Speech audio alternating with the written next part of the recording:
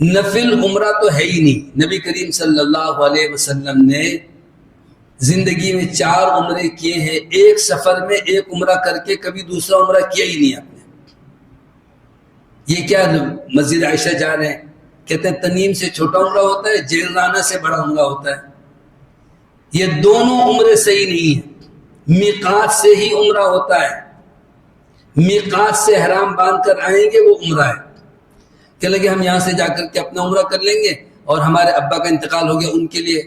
اچھا, اپنے لیے تو جو ہے نا 3 لاکھ اور 4 لاکھ کا عمرہ کر رہے ہو اور ابا کے لیے 2 ریال والا عمرہ کر رہے ہو. یہ کون سا ثواب پہنچا رہے ہو بھائی؟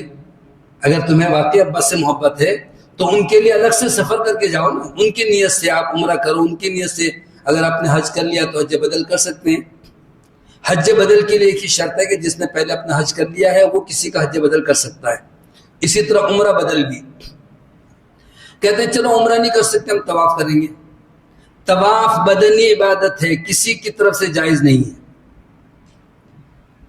مرحوم کی طرف سے یا کسی زندہ شخص کی طرف سے یا ماں باپ کی طرف سے کسی اور کی طرف سے آپ نماز نہیں پڑھ سکتے, اسی طرح طواف بھی نہیں کر سکتے. ہاں, عمرہ تو ایک مجموعہ ہے نا, وہ بدنی عبادت, مالی عبادت, قولی عبادت.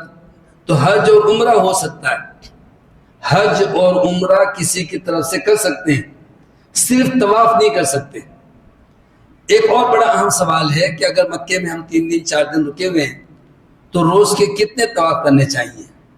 صحیح بخاری کی حدیث ہے. عبداللہ بن عباس رضی اللہ عنہ کہتے ہیں نبی کریم صلی اللہ علیہ وسلم 4 ذی الحجہ کو مکہ پہنچے, آپ نے بیت اللہ کا طواف کیا, صفا مروہ کی سعی کی, پھر ایک پہاڑی پر رکے ہوئے تھے.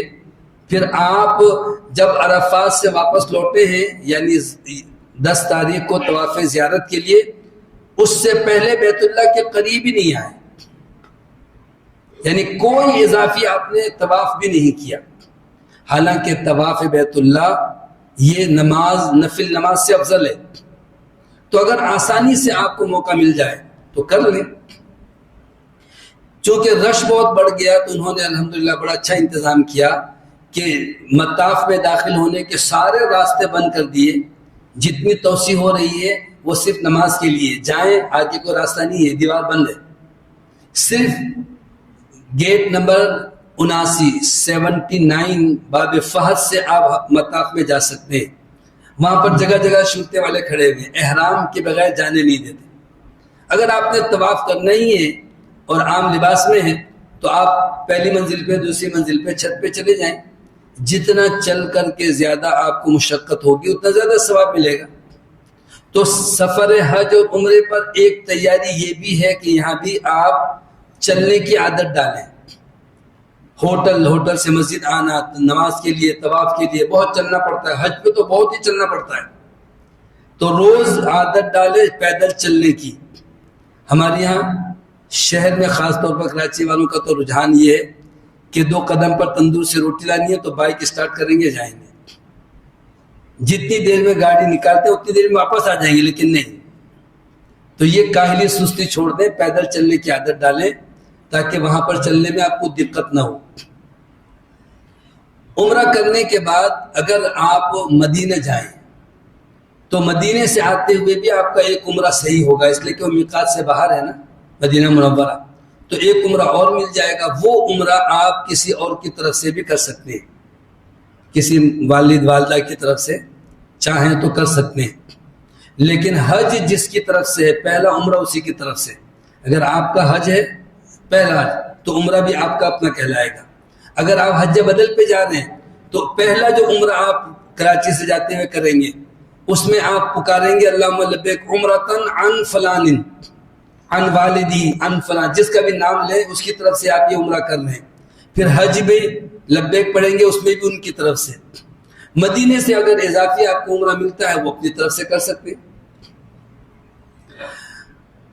عمرے میں الحمدللہ یہ آپ نے چیزیں یاد رکھی, ایک دفعہ پھر اچھی طرح سے سن لیں کہ گھر سے نکلتے ہوئے احرام باندھ کر کے لبیک شروع نہیں کرنا ہے. کوئی نفل نماز نہیں ہے, زیادہ سے زیادہ لبیک پڑھنا ہے. مکہ پہنچ کر کے جب طواف شروع کریں تو سیدھے ہاتھ سے استلام کرنا ہے. پہلے طواف میں کندھا کھلا رکھنا ہے اور رمل کرنا ہے 3 چکروں میں. 7 چکر مکمل کر کے 2 رکعت نماز پڑھنی ہے. نماز سے پہلے کندھا ڈھکا ہونا ضروری ہے. نماز کے وقت کندھا ڈھک لیں. 3 چکر کے بعد بھی ڈھک سکتے ہیں, کوئی حرج نہیں ہے, لیکن نماز کے وقت پہ کندھا ڈال لیں. دعا کر کے آپ فارغ ہوئے, زمزم پیے, ایک دفعہ اور استلام کریں, پھر صفا مروہ کی صحیح کر لیں. وہاں پر آپ نے استلام نہیں کرنا ہے, وہاں دعا کرنی ہے. صفا مروہ سے فارغ ہونے کے بعد بال کٹوائیں پورے سر کے, اور جا کر کے احرام اتار دیں. اب جو بال کٹوانا ہے تو اس کے ساتھ ساتھ ناخن کاٹیں, غیر ضروری بال صاف کریں, داڑھی نہ مڈوائیں. جو وقتی طور پر چیزیں روک دی گئی کہ اس کی اجازت ہے. یہ نہیں کہ اب آپ نے احرام اتارا ہے تو داڑھی پہ بھی ہاتھ صاف کرنا شروع کر دیں. اللہ کے گھر گئے ہیں, اللہ کی نافرمانی سے بچیں, گناہ سے بچیں, غیر مسلموں کی مشابہت سے بچیں, باشرہ شکل و صورت لے کر کے وہاں سے آئیں. عمرہ مکمل ہو گیا الحمدللہ. حج کے لیے 5 یا 6 دن ہیں. 8 ذی الحج کو مکہ مکرمہ سے, عزیزیہ سے, اپنی رہائش گاہ سے احرام باندھ کر مینا کے لیے جانا ہوتا ہے. اس کے لیے آپ کچھ لوگ کرتے کیا ہیں, احرام باندھ کے حرم میں جائیں گے, وہاں جا کے 2 رکعت پڑھیں گے اور کہتے ہیں ہم نے تو حرم سے احرام باندھا تھا. تکلفات کی ضرورت نہیں ہے. جہاں آپ ہیں وہیں سے آپ احرام باندھ لیں. جانا تو 8 تاریخ کو چاہیے, لیکن 8 تاریخ کی ابھی رات شروع ہوئی اور رات کو لے جاتے ہیں. چونکہ انتظامی امور میں بہت سارے حاجیوں کی تعداد اتنی ہے کہ ان کو پہنچانے کے لیے ان کو ضرورت ہے. علماء سے باقاعدہ طور پر انہوں نے فتویٰ پوچھا اور وہاں کی مفتی اعظم اور دیگر علماء پر مشتمل کمیٹی نے اس کی اجازت دی کہ ہاں لے جا سکتے ہیں, اس لیے کوئی حرج نہیں ہے. کچھ لوگ کہتے ہیں ہم نے پیدل سفر اور پیدل حج کا ارادہ کیا ہے. اگر آپ کے ساتھ کوئی عمر رسیدہ نہیں ہے, کوئی خاتون نہیں ہے, کوئی بزرگ نہیں ہے, تو آپ یہ کر سکتے ہیں کہ 8 تاریخ کی صبح فجر کی نماز کے بعد ناشتہ کریں اور پھر مکے سے عزیزیہ سے تو اور قریب ہے, پیدل کا الگ سے راستہ ہے جہاں پر کوئی کار موٹر سائیکل کچھ بھی نہیں, صرف پیدل والوں کے لیے چھپر ہے, سائبان بنا ہوا ہے, جگہ جگہ پانی کے نل بھی لگے ہوئے ہیں, پیدل بھی جا سکتے ہیں. مکہ پہنچنے سے پہلے, مینا پہنچنے سے پہلے آپ کو حکومت کی طرف سے نسک کارڈ دیا جاتا ہے. اس کے اندر آپ کی تصویر, آپ کی تفصیل, اور معلم کی طرف سے خیمے کا الگ سے کارڈ دیا جاتا ہے. اس پہ آپ کے خیمے کا نمبر اور جگہ جگہ جو پول لگے ہوئے ہیں, کھمبے لگے ہوئے ہیں, اس کا نمبر اس میں ہوتا ہے. آپ کا خیمہ کس جگہ واقع ہے. اول تو بڑی بڑی سڑکوں کے بھی نام ہیں, لیکن اس کے ساتھ ساتھ تو کوشش کریں کہ وہ جو کارڈ آپ کو ملتا ہے اس میں غفلت نہ کریں. اس میں کلپ کے ساتھ کارڈ کو جو ہے نا ڈال کے, ایک پٹی ہوتی ہے گلے میں ڈالنے کے لیے, وہ کلپ اکثر کھل جاتی ہے اور بہت سے حاجیوں کا کارڈ جو ہے نا وہ گر جاتا ہے, انہیں پتہ ہی نہیں وہ پٹا گلے میں ہے اور کارڈ غائب. کبھی کبھی بڑی سختی ہوتی ہے, نسخ کارڈ نہ ہو تو آپ کو حج کے لیے جانے نہیں دیں گے, واپس جاؤ کہاں سے آ گئے. اس لیے احتیاط یہ کریں کہ وہ جو کارڈ آپ کو ملتا ہے جس کلپ کے ساتھ, اس کلپ کے بجائے آپ اس پٹے کو اندر ڈال کے گرہ لگائیں تاکہ کھلنے کا امکان نہ ہو, گرنے کا امکان نہ ہو. یہ 2 یا 3 کارڈ آپ کو ملیں گے. ایک تو گروپ والوں کی طرف سے بھی کارڈ بنا کے دیتے ہیں, ایک معلم کی طرف سے مینا کے خیموں کی تفسیر ہوتی ہے اس کارڈ میں, اور ایک حکومت کی طرف سے نسک کارڈ بنتا ہے جس میں تفصیل ہوتی ہے. یہ سارے کارڈ اپنے پاس رکھیں اور مینا جانے کے لیے پہلے سے کوئی پریشان ہونے کی ضرورت نہیں ہے. جب آپ کو بس میں بٹھا دیا جائے تو اب لبیک پڑھنا شروع کریں, چاہے مغرب کے بعد, عشاء کے بعد, رات کے 2 بجے, 4 بجے, حسب, چونکہ وہ کہتے تو یہی ہے کہ آپ کی گاڑی 10 بجے آئے گی, لیکن جو بس مینا چھوڑنے گئی ہے رش اتنا ہے کہ اس کو آنے میں جہاں 1 گھنٹہ لگتا ہے 4 گھنٹے بھی لگ سکتے ہیں. تو جب بس آئے بس میں بیٹھ جائیں. بس میں بیٹھتے ہی اب آپ لبیک حجن, اے اللہ میں حج کے لیے حاضر ہوں. اگر کسی اور کی طرف سے ہے تو ان فلان کہہ کر. اب یہ جو آپ نے حج کا ارادہ کیا, حج کی نیت کی اور احرام آپ پہنے ہوئے ہیں, لبیک پڑھنا شروع کر دیا ہے, اب پابندی شروع ہو جائے گی, وہی جو عمرے میں پابندی تھی. ایک شخص نبی صلی اللہ علیہ وسلم کے پاس حاضر ہوا, کہنے لگا کہ جی میں حج کرنا چاہتا ہوں, جبہ پہنا ہوا ہے, خوشبو لگی ہوئی ہے. آپ صلی اللہ علیہ وسلم نے فرمایا ابھی ابھی مجھ پر وحی آئی کہ تم یہ جبہ اتار دو، خوشبو دھو دو، اور جو عمرے میں کرتے ہو حج میں بھی اسی طرح کرو. یعنی وہی پابندی کہ بال ناخن نہیں کاٹ سکتے، سر پہ کپڑا نہیں اوڑھ سکتے، وغیرہ وغیرہ. مینا پہنچ کر کے 8 تاریخ کو دن میں، یعنی فجر سے پہلے بھی پہنچ جائے تو فجر کی نماز وہاں پڑھیں گے، 2 سنتیں 2 فرض. اس کے بعد پھر ظہر تک مزید کچھ کام نہیں ہے، کثرت کے ساتھ لبیک ہی پڑھتے رہیں. لبیک اللہم لبیک کی صدا بلند کریں اور اپنے خیمے میں رہیں. بلا ضرورت لوگ باہر دھوپ میں گھوم رہے ہوتے ہیں کہ جیسا چکر لگا کے آتے ہیں. یہ تھکنا بلا ضرورت آپ کو اصل موقع پر پھر ایسا نہ ہو کہ پریشان ہو جائیں. چلنا پڑتا ہے لیکن جہاں چلنے کی ضرورت نہیں وہاں خواہ مخواہ کے لیے کیوں تھکیں. وہاں بیٹھیں، آرام سے تلاوت کریں، اذکار کریں. ظہر کے وقت پہ ظہر پڑھیں گے، جمع نہیں کرنی ہے لیکن قصر. عصر کے وقت پہ عصر کی نماز پڑھیں گے لیکن قصر. نبی کریم صلی اللہ علیہ وسلم کے ساتھ مکے کے لوگ بھی تھے، آپ نے ان سب کو قصر نماز پڑھائی. یہ نہیں فرمایا جو مکے کے باشندے ہیں وہ پوری پڑھ لیں. ہمارے یہاں مخصوص فقہ کے لوگ اپنی رائے سے دین میں دخل اندازی کرتے ہیں، کہتے ہیں آپ کو مکہ پہنچے ہوئے اتنے دن ہو گئے ہیں تو اب آپ مقیم ہو گئے ہیں، اب آپ مسافر نہیں، اب آپ پوری نماز پڑھیں. اور بھائی مقیم کہاں سے بن گئے؟ جو مکے کے باشندے ہیں وہ قصر کر رہے ہیں حج میں، تو جو مکے کے رہنے والے. اس لیے حج کے دوران جو نمازیں قصر کرنی ہے وہ سفر کی وجہ سے نہیں، حج کی وجہ سے، یعنی کرنی ہے. کہتے ہیں حضرت عثمان نے تو پوری پڑھی تھی، تو نبی کریم صلی اللہ علیہ وسلم نے قصر کی. ابوبکر صدیق نے اپنے دور خلافت میں حج بھی کیا اور قصر نماز پڑھی. حضرت عمر نے بھی قصر نماز پڑھی. حضرت عثمان نے بھی ابتدا میں نماز قصر ہی پڑھی، لیکن بعد میں پھر وہ پوری 4 رکعت پڑھتے تھے. تو علماء نے لکھا اس کی کچھ وجوہات تھی.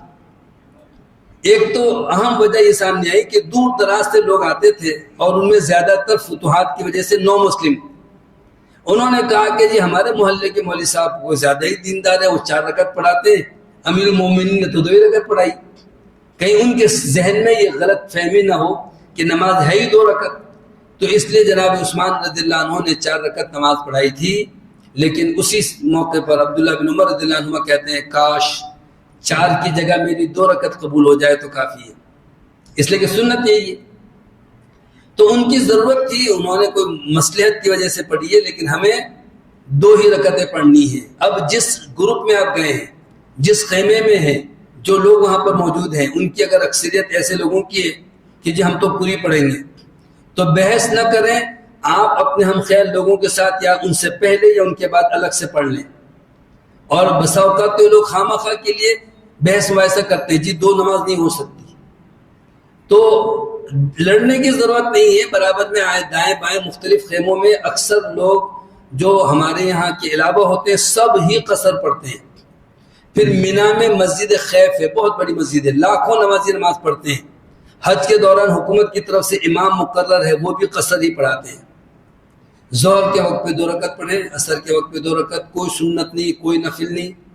مغرب کی 3 رکعت ہوتی ہے، عشاء کی 2 رکعت پڑھیں اور 1 وتر پڑھ لیں، آرام کریں.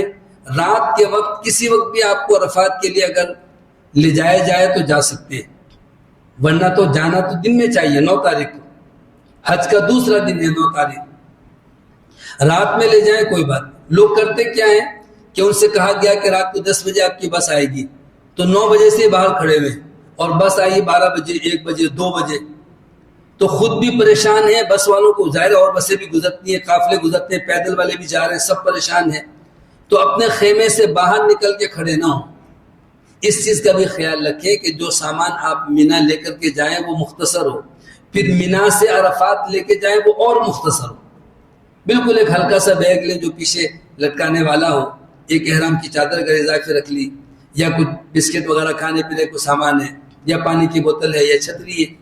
ہلکی پھلکی سی چیزیں جو آپ آسانی سے اٹھا سکیں، اور ضرورت کے تحت اگر کہیں چھوڑنا ہو تو چھوڑ دیں. کوئی قیمتی سامان لے کے جانے کی ضرورت نہیں ہے. یہاں پر اس چیز کا بھی خاص خیال رکھیں کہ عرفات کے میدان میں پہلے عام سے خیمے اور شامیانے ہوتے تھے، پنکھے لگے ہوتے تھے، اور اب 1-2 سالوں سے باقاعدہ طور پر مینا کی طرح پختہ اور مضبوط فائر پروف خیمے ہیں. اور ایئر کنڈیشن لگا ہوا ہے، اس لیے اب اضافی چٹائی چادر وغیرہ لے جانے کی بھی ضرورت نہیں ہے. ہاں ایک چادر یا چٹائی رکھ لے مزدلفہ کی رات کے لیے. عرفات کے میدان میں جب پہنچیں گے فجر سے پہلے اگر پہنچے تو فجر کی نماز پڑھ لیں، اس کے بعد سے لے کر کے زوال تک کوئی کام نہیں ہے. لبیک پڑھے یا 9 ذی الحجہ ہے تکبیرات عید شروع کر دیں. صحابہ کہتے ہیں کچھ لوگ تلبیہ پڑھتے تھے، کچھ لوگ تکبیرات پڑھتے تھے، کسی کو کوئی منع نہیں کرتا تھا. اس درمیان میں آپ آرام بھی کر لیں، ناشتہ کر کے، اور صبح سے لے کر زوال تک اگر 2-3 گھنٹے آپ آرام کر لیں تو اچھی بات ہے، تاکہ اگلا سفر جو ہے نا آپ کا آسان ہو. اور پھر زوال سے پہلے اٹھ جائیں، غسل کرنا چاہے غسل کر لیں. احرام کی چادر اتارنا یا تبدیل کرنا یا غسل کرنا، اس سے احرام میں کوئی فرق نہیں پڑتا. خواتین بھی لباس بدل سکتی ہیں، غسل کر سکتی ہیں، اور احرام کی حالت میں بال بھی دھو سکتے ہیں. بس زور زور سے نہ ملیں کہ بال ٹوٹے. آہستہ سے پانی ڈالیں، آہستگی سے دھوئیں. اور اسی طریقے سے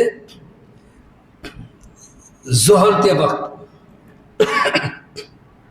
عرفات کے میدان میں جب زوال کا وقت ہوتا ہے اور اذانوں کی آواز آنا شروع ہو جاتی ہے، خیمے میں ایک اذان دے دے کوئی بھی، اقامت کہیں 2 رکعت ظہر کی پڑھیں، اقامت کہہ کر 2 رکعت عصر کی پڑھیں. اس کو کہتے ہیں جمع اور قصر.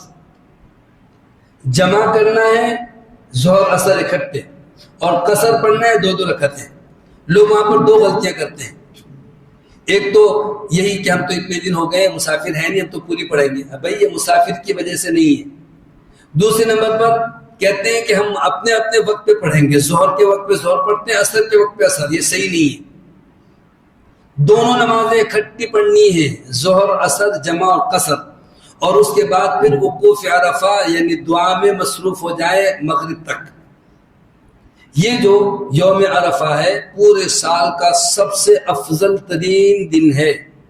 جیسے راتوں میں سب سے افضل رات لیلۃ القدر ہے، ایسے ہی دن میں سب سے افضل دن 9 ذی الحجہ.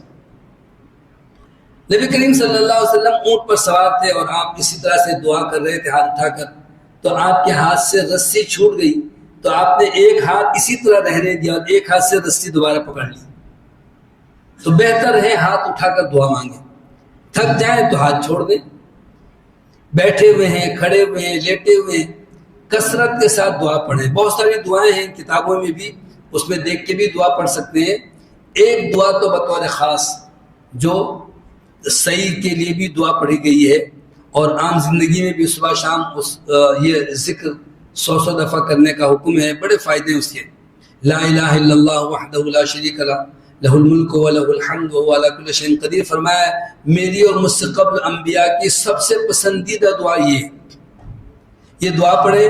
اور شام تک انفرادی جہاں موقع ملے. کچھ لوگ چپلیں نہیں پہنتے، دھوپ میں کھڑے ہو کر دعا کر رہے ہوتے ہیں. اپنے آپ کو مشقت میں نہ ڈالیں، لو لگ جائے، بیمار ہو جائیں، پریشان ہو جائیں. پانی پئیں، چھتری استعمال کریں، کپڑا اوڑھنا منع ہے، سر پر چھتری منع نہیں ہے. چپلیں پہنیں اور وہاں جو ہے خیموں میں اے سی لگا ہوا ہے وہاں بیٹھ کے دعا کریں. ہاں اگر چاہ رہے ہیں کہ خلوت میں روئیں گر گڑائیں تو بے شک باہر بھی درخت ہے بہت سارے، وہ درختوں کے سائے میں جہاں اچھی جگہ ہو وہاں بیٹھ کے وہاں کھڑے ہو کر وہاں تنہائی میں بھی دعا کر سکتے ہیں. مغرب کے وقت جب سورج غروب ہو، مغرب پڑھے بغیر عرفات سے مزدلفہ کے لیے روانہ ہونا ہے. یہ وہ جگہ ہے جہاں ظہر عصر پڑھی اور پورے دن دعا کرتے رہے، وہاں مغرب نہیں پڑھ سکتے. اس سے پتہ چلا کہ دین میں قیاس کو عمل دخل نہیں ہے، ورنہ تو حکم تو یہ ہونا چاہیے تھا نا کہ جب سورج غروب ہو گیا تو مغرب پڑھ کے جاؤ. غروب ہو گیا ہے لیکن مغرب نہیں پڑھنی ہے. نبی صلی اللہ علیہ وسلم راستے میں رکے، قضاء حاجت کے لیے وضو بھی کیا. صحابی پوچھتے ہیں نماز؟ آپ نے فرمایا نماز آگے جا کر. مزدلفہ پہنچ کر کے پھر آپ نے مغرب و عشاء کی نماز کی. ظہر اور عصر جمع تقدیم ہے، یعنی ظہر کے وقت پہ ظہر عصر پڑھی، اور مزدلفہ میں جمع تاخیر ہے، یعنی عشاء کے وقت یا اس سے بھی بعد میں جب پہنچیں گے تو اذان دیں، 3 رکعت مغرب کی پڑھیں، پھر اقامت کیا کر کے 2 رکعت عشاء کی پڑھیں. اس رات نبی صلی اللہ علیہ وسلم سے وطر پڑھنے کا بھی تذکرہ نہیں ملتا. چل جائے کہ کچھ لوگ کہتے ہیں یہ رات لیلۃ القدر جیسی ہے یا اس سے بھی افضل ہے, تہجد پڑھنا چاہیے, عبادت کرنی چاہیے. اس رات کوئی عبادت نہیں ہے, کوئی تہجد نہیں ہے, مغرب و عشاء پڑھ کے سو جائیں.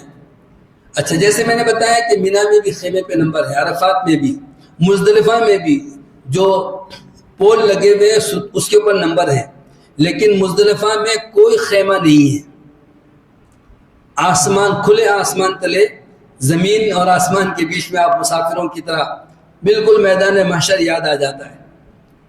جو چٹائی چادر آپ کے پاس ہے وہ بچھائیں اور نماز پڑھ کے وہیں پہ آرام کریں, اور فجر کی نماز تک وہاں رکنا ہے مزدلفہ میں. فجر کی نماز پڑھ کے حج کا 3 دن 10 تاریخ اللہ نے فرمایا کہ فَاذْكُرُوا اللَّهَ عِنْدَ الْمَشْعَرِ الْحَرَامِ, مشعر حرام کے پاس کچھ دیر اللہ کا ذکر کریں. یہ سورج نکلنے سے پہلے تک کچھ دیر دعا کریں, ذکر اذکار کریں. اور پھر 10 تاریخ کو یوم النحر کو پوری دنیا میں مسلمان عید کی نماز پڑھتے ہیں, حاجی حضرات عید کی نماز نہیں پڑھتے.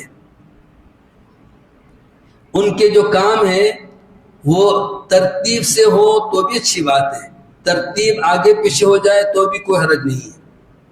کیا کرنا ہے, 10 تاریخ کو سورج نکلنے سے کچھ پہلے ہی مینا سے روانہ ہو جائیں. نبی کریم صلی اللہ علیہ وسلم کے ساتھ امہات المومنین اور کچھ بچے وغیرہ تھے, ان کو نبی صلی اللہ علیہ وسلم نے فجر سے پہلے روانہ کر دیا تھا.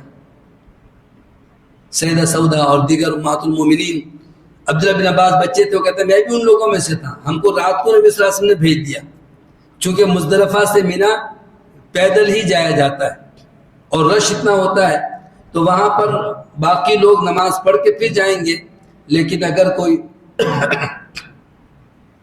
عمر رسیدہ ہے, بزرگ ہے, وہ آہستہ آہستہ چلنا شروع کر دیں. رات کو ہی فجر کی نماز وہاں جا کے قریب جا کے پڑھ لیں, اور جیسی سورج طلوع ہو جائے اب رمی کریں گے.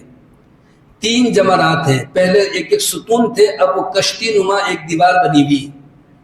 تو پہلا اور دوسرا جمرات کو چھوڑ کر تیسرے جمرے پر کنکری مارنی ہے. پہلے دن کنکری مارنے کے لیے اس طرح سے جیسے وہ کشتی نما دیوار کھڑی ہوئی ہے اور چاروں طرف باؤنڈری ہے, تو ادھر سے آپ آئے ہیں تو یہاں سے کنکری نہ ماریں, آگے بڑھ جائیں اور آخری سرے پر پہنچ کے ماریں. اس لیے کہ ادھر سے آنے والوں کا ہجوم ہوتا ہے, اکثر و بیشتر جو ہے نا وہ دھکم پیلی میں کوئی گر جائے, چوٹ لگ جائے, نقصان ہو, تو اس کے آخری سرے سے جا کر کے اور 7 کنکریاں مارنی ہے, چھوٹی چھوٹی سی چنے کے برابر.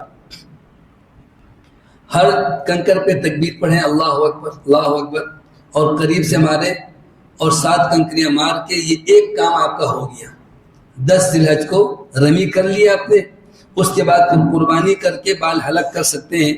لیکن اگر قربانی حکومت کی طرف سے ہے اور آپ کو وقت دیا جائے گا کہ آپ کی قربانی دوپہر میں ہوگی, شام کو ہوگی, رات کو ہوگی یا کل ہوگی, اس لیے کہ لاکھوں حاجی ہے نا, تو جو آپ کا کمپیوٹر سے آپ کو ٹائم دیا گیا ہے تو اس کا انتظار کیے بغیر آپ جا کر کے طواف کر لیں. یہ ہمارے جو ہے نا فقہی حضرات کہتے ہیں کہ اگر پہلے طواف کر لیا اور قربانی نہیں ہوئی تو ایک دم دینا پڑے گا. اتنا لوگوں کو پریشان کرتے ہیں, کوئی دم کی ضرورت نہیں ہے, کوئی حرج نہیں ہے, بلکہ آپ رمی بھی نہ کر سکے اور ڈائریکٹ طواف کے لیے چلے جائیں تو بھی کوئی حرج نہیں ہے. صحیح بخاری کی حدیث ہے, نبی کریم صلی اللہ علیہ وسلم سے لوگوں نے سوالات پوچھے. کسی نے کہا میں نے طواف کر لیا, رمی نہیں کی, آپ نے فرمایا ابن ولا حرج.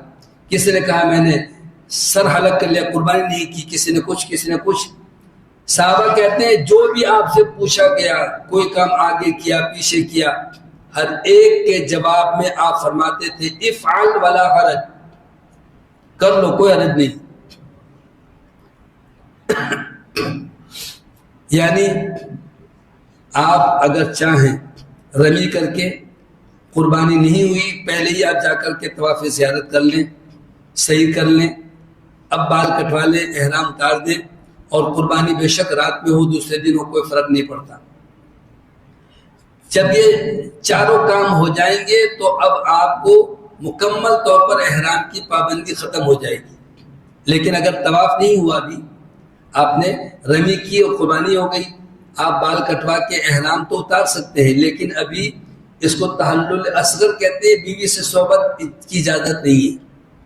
لیکن جب آپ نے طواف بھی کر لیا تو مکمل طور پر آپ احرام کی پابندی سے فارغ ہو گئے، اب کوئی پابندی نہیں ہے۔ اس دوران 10 تاریخ کو جب پہلی دفعہ آپ رمی کے لیے گئے ہیں تو تلبیہ ختم، اب صرف تکبیرات عید ہے۔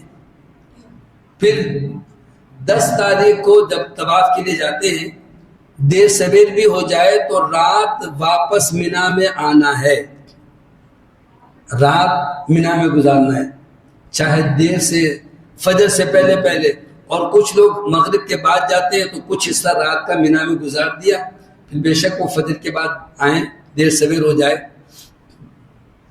بہتر یہی ہے کہ 10 تاریخ کے یہ سارے کام کر لیں، لیکن کوئی خاتون ایام کی وجہ سے یا کوئی شخص بیماری کی وجہ سے، تھکن کی وجہ سے نہیں جا سکا تو بہرحال دوسرے دن بھی کر سکتے ہیں۔ رمی تو آج کی آج ہی ہوگی، لیکن قربانی دوسرے دن ہو جائے۔ اسی طرح طواف زیارت بھی دوسرے دن، تیسرے دن، کبھی بھی، لیکن بغیر کسی عذر کے اس کو مؤخر نہیں کرنا چاہیے۔ پہلے دن کے کام کر چکے ہیں، اب آپ عام لباس میں ہیں، اب مینا میں جو آپ کا قیام ہے تو ظہر کے وقت میں اپنی نمازیں پڑھیں گے قصر، لیکن اپنے اپنے وقت میں، اور پھر 11 تاریخ کو 3 جمرات ہیں، تینوں کو کنکری مارنی، یعنی 21 کنکریاں اپنے پاس رکھیں، اور پہلے جمرے کو جب 7 کنکریاں مارے تو کنکری مار کے اور بیت اللہ کی طرف رخ کر کے ہاتھ اٹھا کے دعا مانگے، قبولیت کا وقت ہے۔ پھر دوسرے جمرے پہ کنکری مارے، پھر بیت اللہ کی طرف رخ کر کے دعا مانگے۔ تیسرے جمرے کو 10 تاریخ کو بھی کنکری مار کے دعا نہیں کی تھی، 11 کو بھی، 12 کو بھی، اگر رک گئے تو 13 تاریخ کو بھی بڑے جمرے پر کنکری مار کے دعا نہیں کرنی ہے، رکنا نہیں ہے۔ اچھا، مینا میں انہوں نے الگ الگ زون بنائے ہوئے، آپ کا خیمہ جس جگہ ہے وہاں سے وہ آپ کو باقاعدہ طور پر اطلاع دیتے ہیں کہ آپ کو رمی کے لیے 10 سے لے کر کے اور 12 بجے تک جانا ہے، مثال کے طور پر، تو اس راستے کو کھولیں گے، دوسرے راستے بند کر دیں گے تاکہ وہاں پر رش نہ ہو۔ پہلے سب سے زیادہ حادثات جو ہوتے تھے وہ رمی کے موقع پر، ایک آدھ دفعہ تو رمی پہ پل بھی ٹوٹ گیا، پہلے اتنا وہ نہیں تھا، اب تو 4 منزلہ اور اتنا کشادہ کہ لاکھوں لوگ ایک فلور پہ آ سکتے ہیں، اور وہ بھی 4 منزلہ ہیں، اور سیڑھیاں ہیں اور سب بہترین انتظام ہے۔ پھر بھی انہوں نے آنے جانے کے راستے جو الگ الگ کیے ہوئے، لوگ پریشان ہو جاتے کہ ہمارا خیمہ تو یہاں نظر آ رہا ہے، لیکن وہ کہتے ادھر سے جاؤ، ادھر سے گھوم کے جاؤ، تو بھئی تصادم کے در سے کہیں ایسا نہ ہو حادثہ ہو جائے، آنے کا راستہ الگ ہے اور واپس پلٹ کر جانے کا راستہ الگ ہے۔ 10 تاریخ کو تو یہ 4 کام ہے، 11، 12 اور رک جائیں تو 13 تاریخ کو صرف ایک ہی کام ہے، 3 جمرات کو کنکریاں مارنی ہے، اپنے وقت پہ نماز پڑھنی ہے اور لبیک پڑھتے رہیں۔ 12 تاریخ کو اگر آپ واپس آنا چاہیں مکہ یا عزیزیہ تو مغرب سے پہلے پہلے مینا چھوڑ دیں، اور اگر رک گئے تو پھر اگلے دن بھی کنکری مارنی ہوگی۔ اگر 13 تاریخ کو آپ نہیں رکتے تو 12 تاریخ کو 13 تاریخ کی پیش کی کنکری مارنے کی ضرورت نہیں ہے، یہ کنکریاں تو اس وقت ماریں گے جب آپ رک گئے وہاں پر۔ بہتر یہ ہے 11، 12 اور 13 تاریخ کو نبی صلی اللہ علیہ وسلم زوال کے بعد کنکری مارتے تھے، لیکن ہجوم کی وجہ سے حکومت نے اجازت دی ہے تو آپ صبح میں بھی مار سکتے ہیں، کسی وقت بھی کنکریاں مارتے ہیں، جو آپ کو وہ ٹائم بتاتے ہیں، اور کنکریاں مار کے مینا سے آپ واپس آ گئے ہیں، آپ کا حج الحمدللہ مکمل ہو گیا۔ اب ایک آخری عمل ہے اور وہ ہے طواف وداع، یعنی آخری عمل کے طور پر۔ اس میں بھی لوگ غلطی کرتے ہیں، 2 دن 3 دن پہلے حرم گئے، کہتے ہیں طواف وداع کر کے ہم تو آ گئے تھے، یہ طواف وداع نہیں کہلائے گا۔ نبی صلی اللہ علیہ وسلم کا فرمان ہے تمہارا آخری عمل فَلْيَكُنْ آخِرُ عَهْدٍ بِالْبَيْتِ، تمہارا آخری عمل بیت اللہ کا طواف ہونا چاہیے۔ اس کا طریقہ یہ کہ مثال کے طور پر آپ کو کہا جائے کہ کل صبح آپ کی بس آ رہی ہے، آپ کو مدینہ جانا ہے یا کراچی کے لیے ایئرپورٹ جانا ہے صبح، تو آپ عشاء کے بعد جا کر کے طواف کر لیں، فجر سے پہلے پہلے آ جائیں، فجر کے بعد پھر آپ کی روانگی ہوگی۔ اور اگر رات کو آپ کی بس آ رہی ہے تو دن میں جا کر طواف کر لیں، اس کے بعد پھر آپ جہاں آپ کی بلڈنگ ہے وہاں قریب کی مسجد میں نماز پڑھ لیں، پھر حرم آپ نہیں جا رہے. اگر وہاں پر آپ نے طواف کیا اور اذان ہو گئی اور نماز کو پڑھی بھی لی تو کوئی حرج نہیں. یہ نہیں کہ اب طواف دوبارہ کرنا پڑے گا. آخری عمل آپ کا طواف ہو، وہاں سے پھر آپ روانگی. کچھ لوگ طواف وداع کے بعد بیت اللہ کی طرف پیٹ نہیں کرتے، الٹے پیر چلتے ہیں. یہ سب تصنع، بناوٹ اور بے جا تکلف ہے. نارمل چلیں، بیت اللہ کی طرف پیٹ کرنے سے اور رخ موڑ کے جانے سے کوئی گناہ نہیں ہے. ایسی لوگ جذبات میں کہ جب پتہ نہیں کب آنا ہوگا تو بیت اللہ کی طرف دیکھ رہے ہیں، الٹے قدم چل رہے ہیں، ٹکرا رہے ہیں، گر رہے ہیں. ایسا نہیں کریں. آخری طواف کر لیا. ہاں اگر کوئی خاتون جو طواف زیارت کر چکی ہے پھر ایام شروع ہو جائے اور طواف وداع نہ کر سکے تو کوئی حرج نہیں. باقی مردوں کے لیے کوئی گنجائش نہیں ہے. طواف وداع کرنا ہے اور آخری عمل کے طور پر کرنا ہے. یہ تو مکہ المکرمہ میں یہ حج اور عمرے کے متعلق باتیں تھیں. مدینہ منورہ کی زیارت اور وہاں جانا حج عمرے کا حصہ نہیں ہے. کوئی مدینہ جائے تو مسجد اعظم کی قبر پر حاضری دینے کی نیت سے نہ جائے. نبی صلی اللہ علیہ وسلم کا فرمان ہے 3 مساجد کے لیے سفر کرنا جائز ہے: مسجد حرام، مسجد اقصی، مسجد نبوی. لیکن نادان لوگ ہیں، کہتے ہیں جی روزے کی حاضری، روزے پہ حاضری. ارے بھائی روزے پہ حاضری کے لیے وہاں نہیں جا رہے. ہاں یہ اور بات ہے کہ جب مدینہ گئے ہیں تو نبی صلی اللہ علیہ وسلم کی قبر پہ بھی جا کر کے سلام پیش کرتے ہیں. کسی اور کی طرف سے سلام پیش کرنا جائز اور درست نہیں ہے، ثابت نہیں ہے. لوگ کہتے ہیں نا کہ میری طرف سے سلام کہہ دینا، یہ صحیح نہیں ہے. وہیں پہ منع کر دیں کہ نہیں بھائی یہ تم یہیں سے درود شریف پڑھ لو. جب آپ خود جائیں تو وہاں پر روزانہ بلا ناغہ نبی صلی اللہ علیہ وسلم کی قبر پر جا جا کے سلام کرنا یہ بھی صحیح نہیں ہے. نبی کریم صلی اللہ علیہ وسلم نے دعا کی تھی کہ اللہم لا تجعل قبری عیدا، میری قبر کو اللہ عید اور جشن نہ بنانی. بار بار ہاں جانا صحیح نہیں ہے. جہاں پر آپ ہیں نماز پڑھیں. لوگ کرتے کیا ہے کہ باہر چھتریوں میں اور صحن میں نماز پڑھ کے اپنے ہوٹل پہ اور شاپنگ میں لگے رہتے ہیں. بھئی اذان سے پہلے اہتمام کریں اور مسجد کے اندر جا کر کے صفوں میں اور اول صفوں میں جا کر نماز کا اہتمام کریں. قرآن کی تلاوت کریں، سنتیں پڑھیں، نوافل پڑھیں، دعائیں مانگیں اور زیادہ سے زیادہ مدینہ منورہ میں جب ہیں نبی صلی اللہ علیہ وسلم کو درود بھیجیں. زیادہ سے زیادہ جتنا آپ ممکن ہو سکے درود شریف پڑھتے رہیں. ہاں 2 دفعہ کم سے کم ممکن ہو سکے تو جس دن مدینہ پہنچے نبی صلی اللہ علیہ وسلم کی قبر کے پاس سے گزرتے ہوئے سلام پیش کریں. اور جب مدینہ چھوڑنے لگے تو صحابہ ایسے کرتے تھے کہ ایک دفعہ چلے گئے اور نہ جا سکے تو کوئی حرج نہیں. نہ حج کا حصہ ہے نہ عمرے کا حصہ ہے. اور مدینہ منورہ میں زیارات کے لیے بھی بہت ساری جگہ لوگ جو ہے نا اس کا بھی کوئی لازم ضروری حصہ نہیں ہے. صرف ایک مسجد ہے، مسجد قباء، جہاں پر آپ وضو کر کے اپنے ہوٹل، اپنے گھر، رہائش گاہ سے جائیں اور 2 رکعت نماز پڑھیں، 1 عمرے کا ثواب ملتا ہے. مسجد قباء وہاں جایا کریں.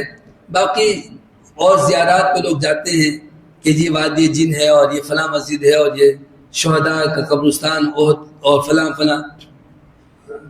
اگر ایسے ہی آپ جو ہے معلومات کے لیے جانا چاہیں تو جائیں. یہ ثواب کی نیت نہیں ہے کہ وہاں جانے سے ثواب ملے گا. ایسی جو جگہ دیکھ لیتے ہیں اور کوشش کریں کہ فجر سے لے کر کے اور دن میں آ جائیں زوال سے پہلے، تاکہ نماز حرم میں پڑھیں. مسجد نبی میں 1 نماز 1000 نماز کے برابر ہے. کچھ لوگ یہ بھی کہتے ہیں کہ مدینہ کم سے کم 8 دن رکنا چاہیے، 40 نمازیں پڑھیں. ایسی بھی کوئی حدیث نہیں ہے کہ مدینہ منورہ میں 40 نمازیں پڑھنا ضروری ہو. ویسے تو اگر آپ 8 دن رکیں یا 2 دن رکیں، نمازیں ساری جماعت کے ساتھ پڑھیں. پھر اسی طریقے سے مدینہ منورہ میں نبی کریم صلی اللہ علیہ وسلم نے جو مقامات اس دور کے تاریخی ہیں اگر دیکھنے جانا چاہیں تو جا سکتے ہیں. اور وہاں سے اگر حج سے پہلے آپ مدینہ گئے ہیں تو 1 عمرہ ملے گا، اور اگر حج کے بعد گئے ہیں تو بسا اوقات مدینے سے ہی آپ کی فلائٹ ہوتی ہے ڈائریکٹ، تو کوئی حرج نہیں ہے. خریداری کے سلسلے میں یاد رکھیں، یہاں سے جاتے ہوئے بھی آپ کو پہلے سے اطلاع دی جاتی ہے کہ آپ کو 2 بیگ کی اجازت ہے یا 1، اور اس کا وزن بھی لکھا ہوا ہوتا ہے کہ آپ 23 کلو یا 25 کلو وزن لے جا سکتے ہیں. وہاں سے ہوتا کیا ہے کہ کھجور اور تحفے تحائف کی وجہ سے سامان بڑھ جاتا ہے, لوگ پریشان ہوتے ہیں. تو جاتے ہوئے کوشش کریں کہ کم سے کم سامان لے جائیں. 3-4 جوڑی کپڑے بہت ہیں. وہاں پر الحمدللہ کوئی دھول مٹی ایسی نہیں ہوتی, لوگ سڑکوں پر نماز پڑھ رہے ہوتے ہیں. جہاں کھڑے ہوئے نماز شروع ہوئی اور وہاں تک صفیں بن رہی ہے تو وہیں کھڑے ہو جاتے ہیں. آپ الحمدللہ نہائیں تو وہیں سرف سے تھوڑا سا کپڑے میں کھنگال لیں, دوسرے دن وہ پہن لیں. بہت سارے کپڑے نہ لے جائیں, بہت سارا سامان نہ لے جائیں, بہت تکلفات میں نہ پڑے. دوسرا یہ کہ جو آپ کا دستی سامان ہے اس میں لوہے کی کوئی چیز نہ لے جائیں, ورنہ ایئرپورٹ پہ نکال کے پھینک دیں گے. نیل کٹر ہے, چھری ہے, چمچ ہے, کوئی بھی لوہے کا سامان اس میں نہیں جائے گا, وہ سب بیگ میں ڈال دیں گے. مکہ المکرمہ سے کوشش کریں کہ وہاں پر تو آپ کو طواف کرنا ہے, صحیح کرنی ہے, تلاوت کرنی ہے. مسجد حرام میں, مدینہ میں تو ایسی کوئی چیز ہے نہیں, صرف نماز پڑھنی. تو کھجوریں اور دیگر سامان بھی مدینے سے خریدیں, اور زمزم آپ کو ایئرپورٹ پہ مل جائے گا. یہ تو مختصراً حج اور عمرے کے احکامات اور مسائل تھے الحمدللہ. پھر بھی ممکن ہے کہ کچھ بات رہ گئی ہو یا کچھ چیزیں سمجھ میں یا بیان کرنے میں کوتاہی ہوئی ہو, تو اب آپ سوال کر سکتے ہیں, پوچھ سکتے ہیں. اور یہاں پر ہمارے پاس کتابیں ہیں, وہ لے سکتے ہیں. کتابوں کی 2 قسمیں ہیں, ایک تو مختصر حج, آسان حج, جیسے کہ یہ مرکز المدینہ والوں کی طرف سے بھی کتاب شائع ہوئی, وہ بھی ہمارے پاس ہے نہیں. یہ آسان حج ہے, مفتی عبدالجبار صاحب. اور ایک ہے مسنون حج عمرہ یہ دارالسلام والوں کا. یہ قدر ضخیم اور بہت اچھی کتاب ہے. اور ایک حسن المسلم ضرور اپنے پاس رکھیں, چھوٹی سائز میں بھی ہوتی ہے, بڑی سائز میں بھی. اور ایک قرآن مجید چھوٹا والا, یہ اپنے ساتھ رکھیں. جن ساتھیوں کو جو اس سال حج پہ جا رہے ہیں, اگر کوئی بطور گروپ لیڈر یا دین کے مسئلے مسائل جانتے ہیں, سیکھنا چاہتے ہیں لوگوں کو, تو وہ یہ کتاب بھی ہمارے پاس کچھ نسخے ہیں, لے سکتے ہیں. یہ وہ لوگ لیں جو اس کتاب کو صحیح طور پر پڑھ سکتے ہوں, ورنہ تو اس میں اتنی باریکیاں, اتنے سارے مسائل ہیں, پریشان نہ ہو. یہ آسان سی کتاب ہے, یہ رکھ لیں اپنے ساتھ. حسن المسلم رکھ لیں. اور ابھی جو آپ نے پڑھا یا سنا, اس میں اگر کوئی ابہام ہے تو سوال کر سکتے ہیں.